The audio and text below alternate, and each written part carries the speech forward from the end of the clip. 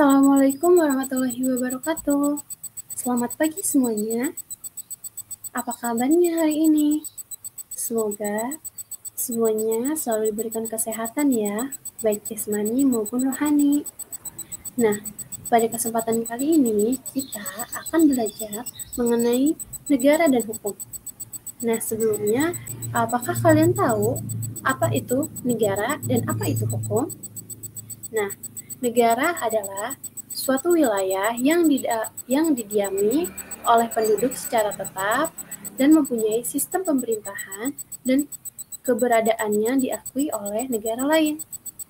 Sedangkan hukum adalah peraturan mengenai tingkah laku manusia dalam pergaulan masyarakat dan dibuat oleh badan-badan resmi serta bersifat memaksa, sehingga perintah dan larangan dalam norma hukum harus ditaati oleh masyarakatnya. Nah, sekarang kita beranjak pada apa sih negara dan hukum itu? Nah,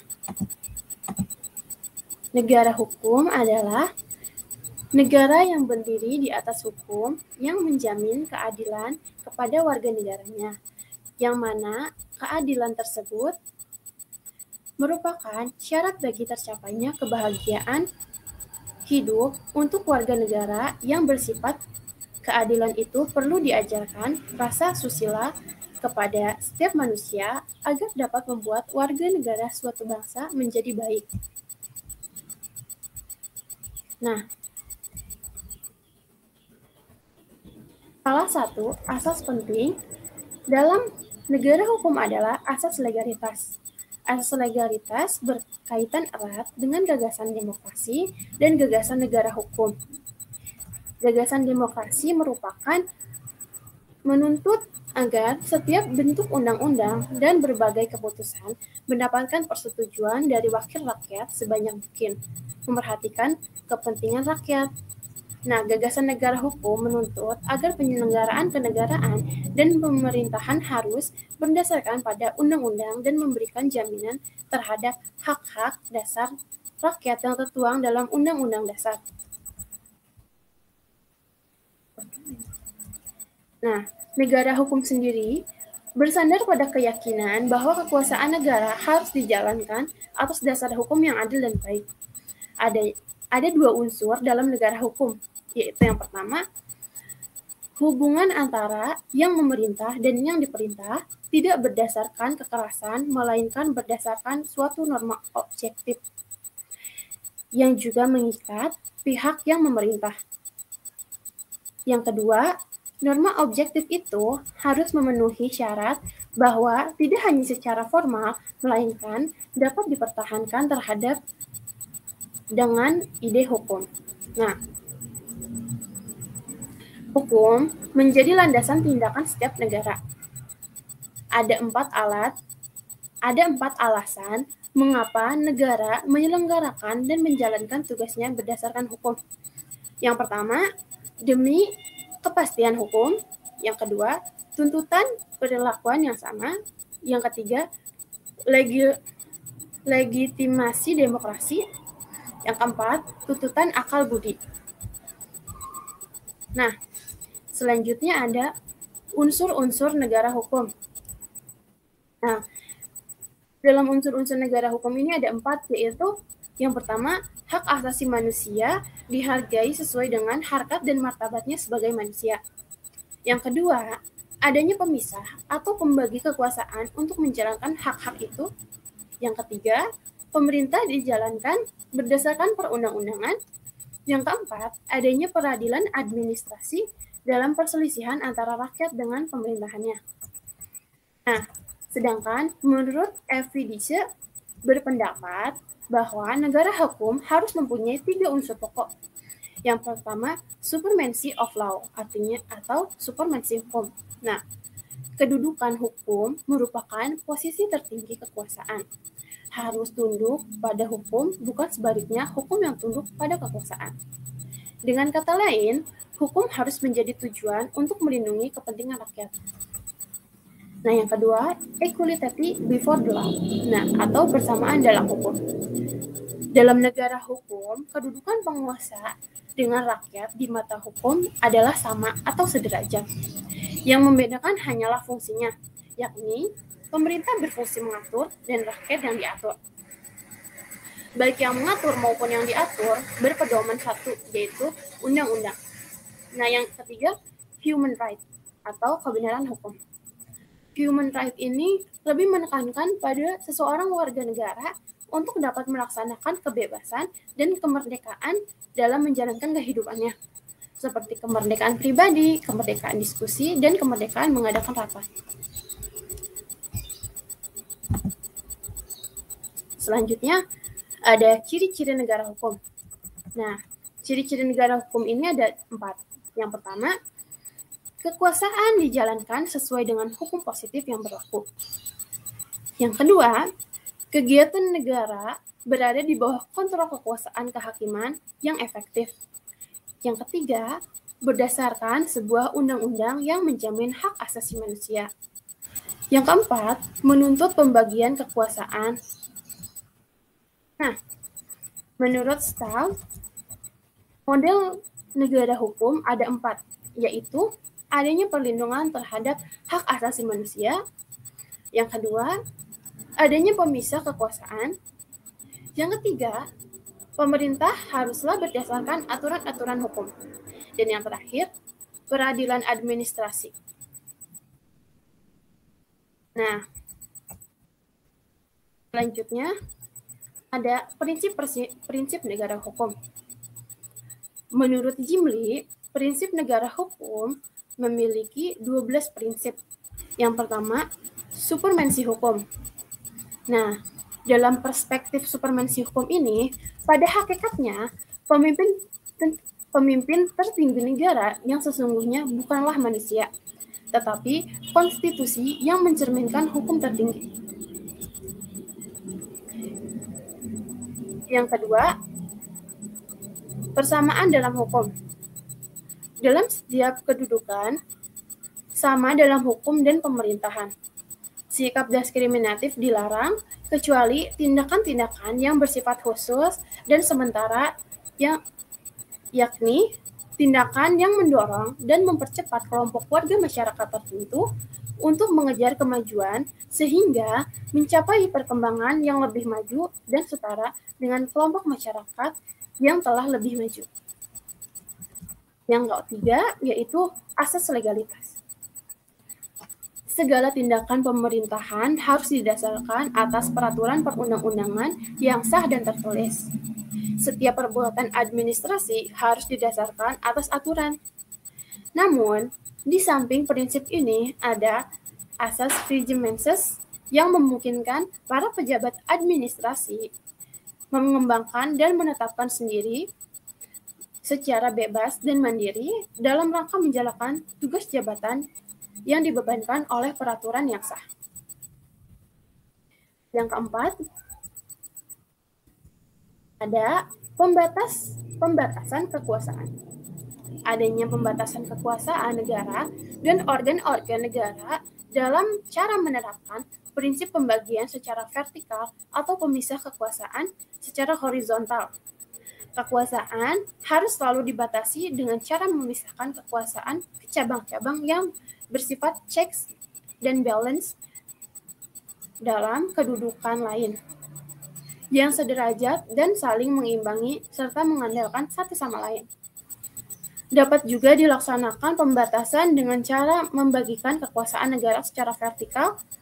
Dengan begitu, kekuasaan negara tidak tersentralisasi dan terkonsentrasi yang bisa menimbulkan kewenangan. Nah, yang kelima ada organ-organ eksekutif independen. Nah, independen, lembaga atau organ-organ dianggap penting untuk menjamin demokrasi. Karena fungsinya dapat disalahgunakan oleh pemerintah untuk melanggengkan kekuasaannya. Misalnya, tentara harus independen agar fungsinya sebagai pemegang senjata tidak digunakan untuk mengumpas aspirasi pro-demokrasi. Yang keenam, peradilan bebas dan tidak memihak. Nah, dalam menjalankan tugas yuridisnya, Hakim tidak boleh dipengaruhi oleh siapapun, baik karena kepentingan jabatan maupun kepentingan uang. Untuk menjamin peradilan dan kebenaran, tidak diperkenankan adanya intervensi ke dalam proses pengambilan keputusan keadilan oleh hakim, baik intervensi dari lingkungan kekuasaan eksekutif maupun legislatif, ataupun dari kalangan masyarakat dan media massa. Namun demikian, hakim harus tetap terbuka dalam pemeriksaan perkara dan menghayati nilai-nilai keadilan dalam menjatuhkan putusannya. Yang keempat, yaitu peradilan tata usaha negara.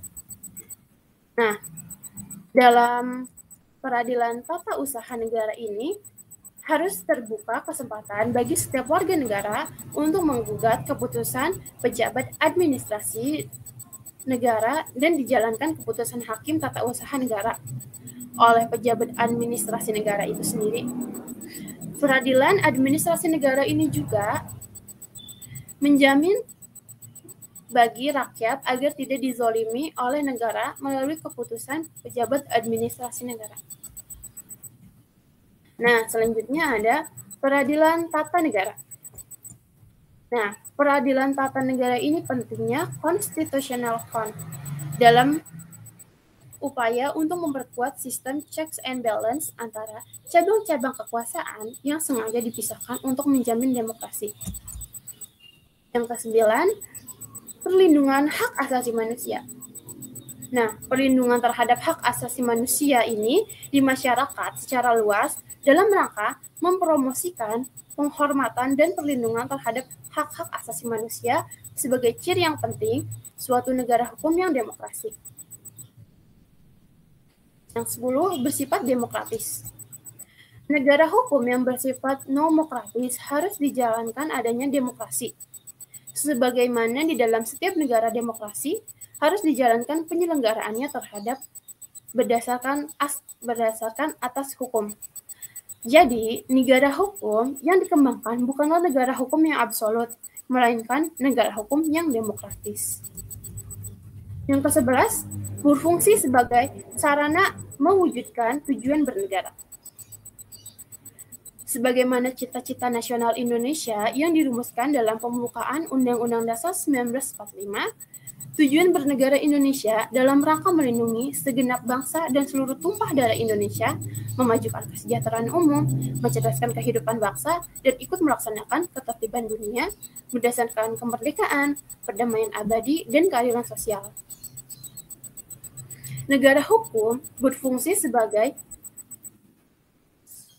sarana untuk mewujudkan dan menciptakan keempat tujuan negara Indonesia tersebut. Dengan demikian, pembangunan negara Indonesia tidak terjebak pada rute driven, melainkan mission driven, tetapi mission driven yang didasarkan atas aturan.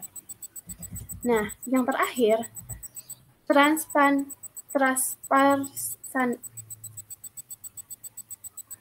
yang ke-12, transparansi dan kontrol sosial. Nah, adanya transparansi dan kontrol sosial yang dibuka terhadap setiap proses pembuatan dan penegakan hukum sehingga kelemahan dan kekurangan yang terdapat dalam mekanisme kelembagaan resmi dapat dilengkapi secara komplementer oleh peran setiap masyarakat secara langsung. Nah, selanjutnya, negara hukum Indonesia.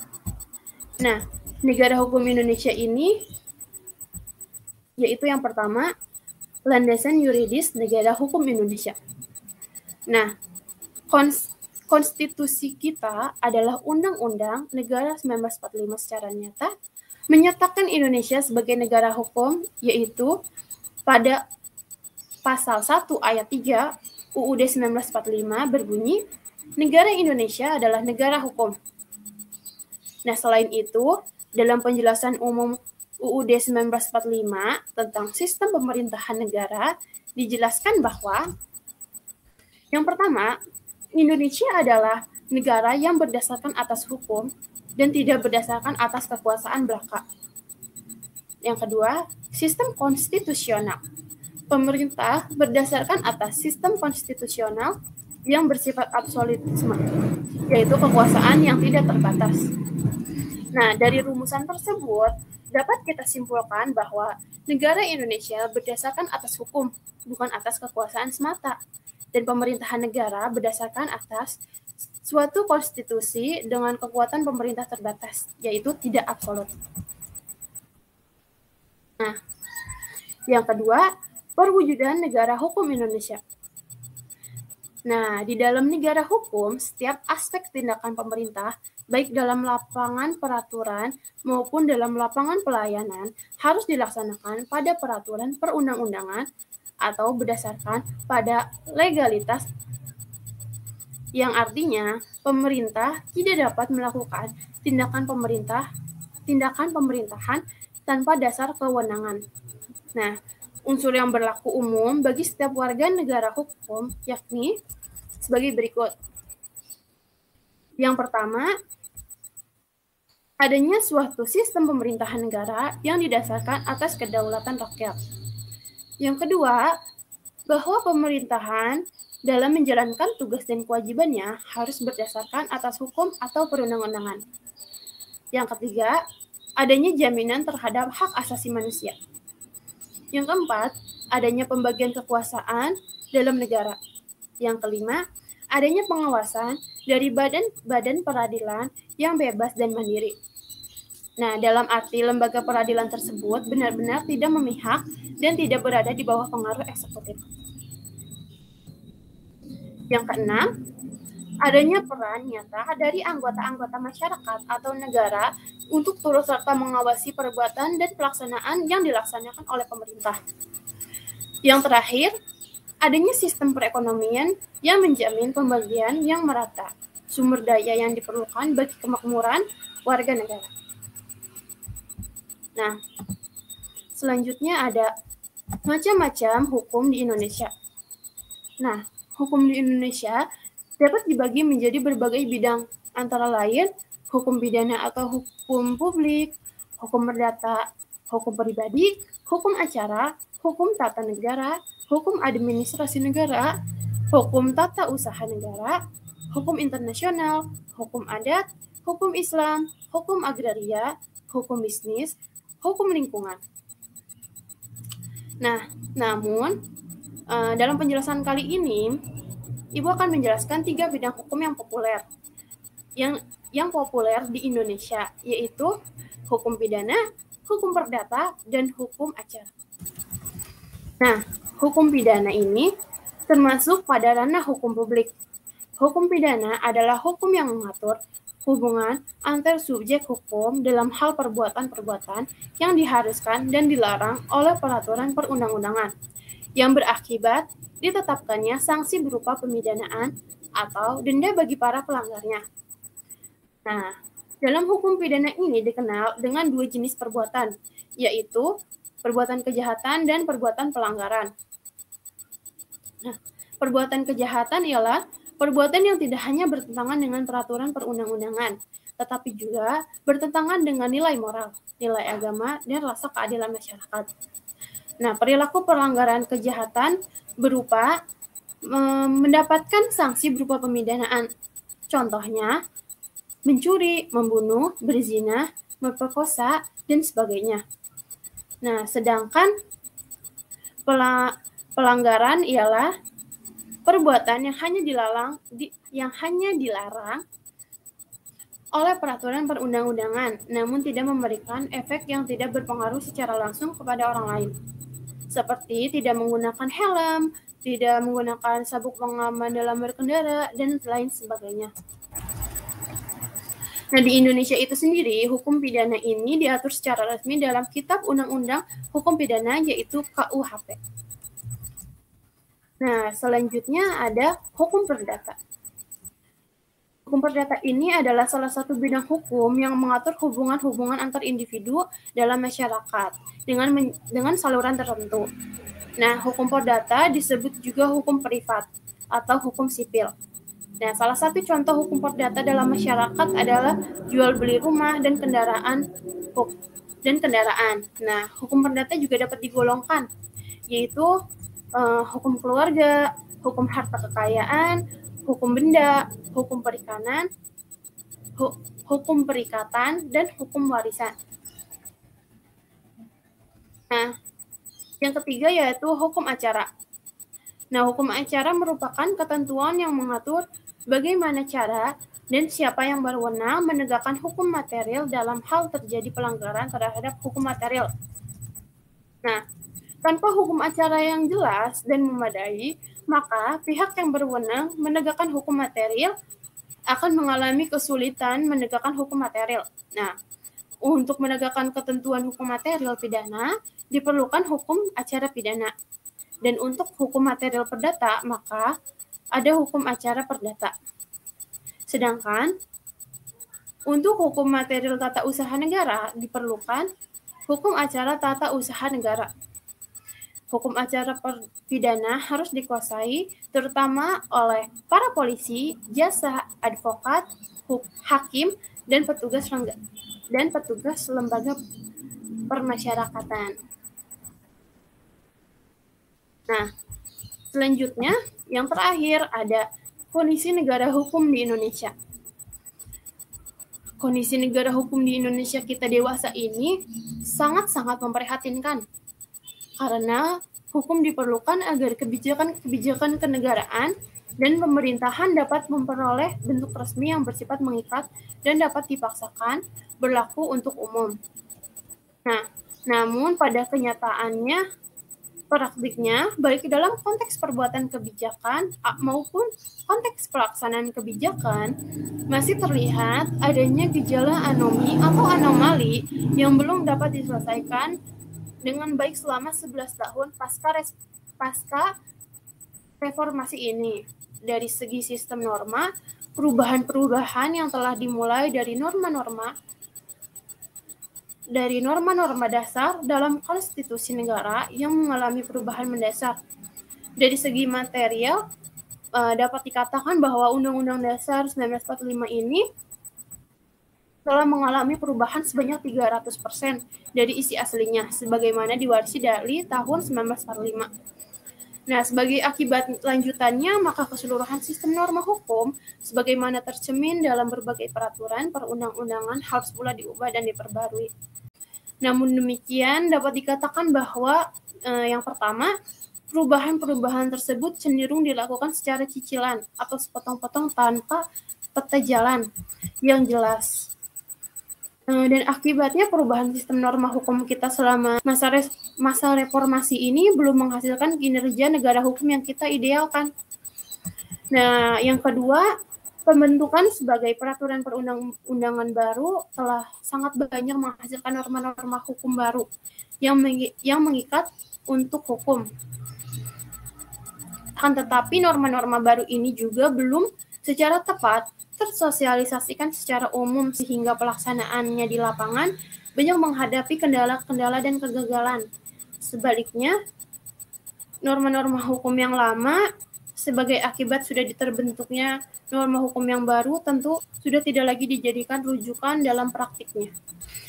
Dan yang ketiga, di masa reformasi ini banyak sekali lembaga-lembaga baru yang kita bentuk untuk maksud yang mulia, yaitu agar kebutuhan dan kepentingan masyarakat yang sudah berubah sebagai masyarakat demokratis dapat lebih efektif dan efisien, dilayani oleh fungsi-fungsi kekuasaan negara.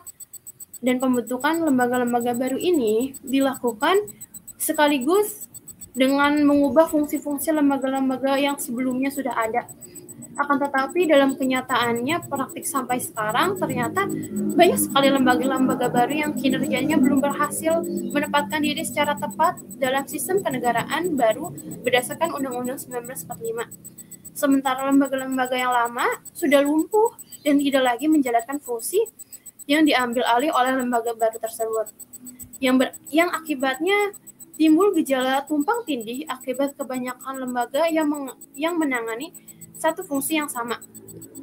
Sementara di pihak lain, banyak fungsi yang ada di lembaga yang menangani sama sekali, yang tidak menangani sama sekali.